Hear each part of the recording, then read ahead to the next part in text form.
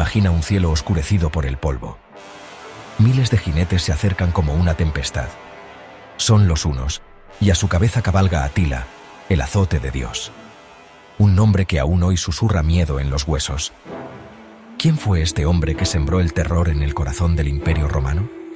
¿Un bárbaro sediento de sangre? ¿O un líder astuto que desafió el orden establecido? Atila, el Uno, fue mucho más que un simple guerrero. Fue un líder carismático, un estratega brillante y un azote para los poderosos de su tiempo. Su nombre resonó a través de los siglos, convirtiéndose en sinónimo de terror y destrucción. Pero ¿cuánto hay de verdad en su leyenda? ¿Y cómo este líder de las estepas logró poner de rodillas al poderoso Imperio Romano? Atila vivió en una época convulsa, un periodo de migraciones masivas y guerras constantes. Su pueblo, los hunos, eran considerados bárbaros por los romanos. Sin embargo, Atila demostró ser un adversario formidable, capaz de desafiar y vencer a las legiones romanas en repetidas ocasiones. Su reinado, aunque breve, dejó una huella imborrable en la historia de Europa. Prepárense para adentrarse en la vida y las conquistas del hombre que hizo temblar al mundo, Atila el Huno. Los hunos, un pueblo proveniente de las estepas de Asia Central, irrumpieron en Europa como un torbellino. Eran jinetes excepcionales, curtidos por la vida nómada y la guerra constante. Su dominio del arco a caballo los convertía en enemigos temibles. Cabalgaban sin descanso, cubriendo enormes distancias y tomando por sorpresa a sus enemigos. Su llegada a Europa desencadenó un efecto dominó. Empujaron a otros pueblos germánicos como los godos hacia el oeste, presionando las fronteras del Imperio Romano. Los romanos, debilitados por la corrupción y las luchas internas, veían con temor la creciente amenaza de estos jinetes esteparios. Los hunos no buscaban conquistar territorios para establecerse. Su objetivo era el botín, oro, alimentos, ganado. Saqueaban y destruían todo a su paso, dejando tras de sí un rastro de muerte y devastación. Su reputación los precedía, infundiendo terror en los corazones de sus enemigos.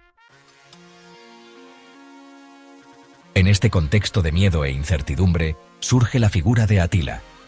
Asciende al poder en el año 434, compartiendo el liderazgo con su hermano Bleda. Sin embargo, Atila no estaba hecho para compartir el poder. Pronto se deshace de su hermano, convirtiéndose en el único líder de los hunos. Atila era un líder nato. Poseía un carisma magnético que le granjeó la lealtad absoluta de sus guerreros. Era un estratega brillante, capaz de planificar y ejecutar campañas militares complejas.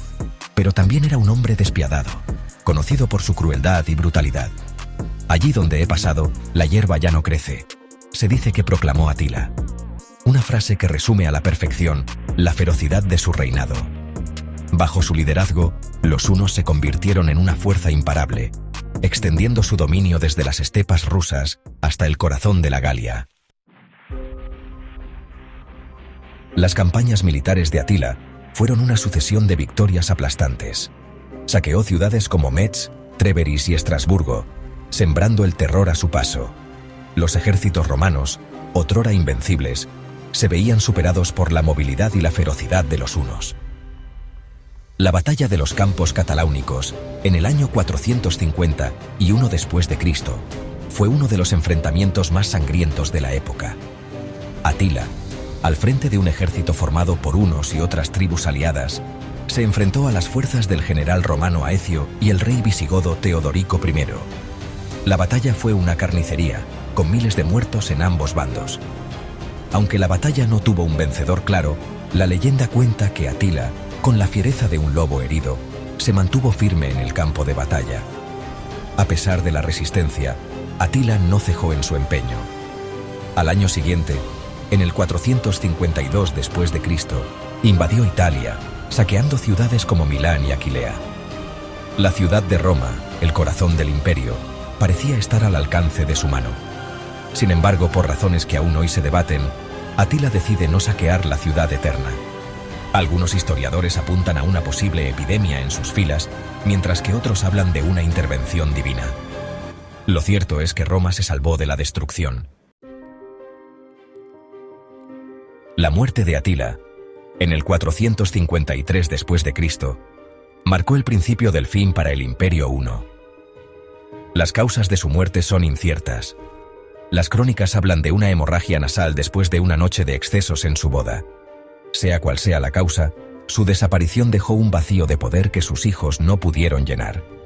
Las tribus sometidas se rebelaron contra el dominio huno.